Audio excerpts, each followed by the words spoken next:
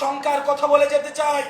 আপনারা দেখেছেন আমাদের সহযোদ্ধা, আমাদের বন্ধু, রাজপথ থেকে উঠে আসা ফেসিবাদের চোখে চোখ রেখে কথা বলা সার্জিস আলমের বিরুদ্ধে আজকে মামলা দেওয়া হয়েছে।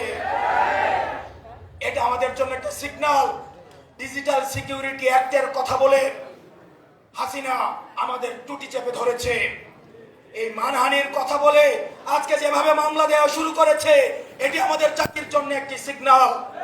জনাব তারেক জিয়া সাহেব দ্বিমতকে প্রকাশ করার জন্য, দ্বিমতকে উৎসাহিত করার জন্য উনি উনার নিজের ক্রিটিসিজম কার্টুনকে শেয়ার দিচ্ছে, আবার একই সাথে উনার নেতা কর্মীরা আমাদেরকে বান্দির বাচ্চা বলে গালি দিচ্ছে।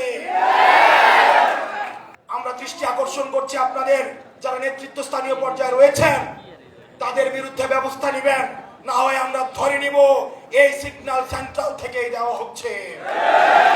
এবং 10 কোটি টাকার যে মানহানি মামলা দেওয়া হয়েছে, এটি পরবর্তী বাংলাদেশের রাজনৈতিক সহিষ্ণুতা, রাজনৈতিক সৌহার্দ্যের জন্য একটা ব্যাড মেসেজ হিসেবে থেকে গেল।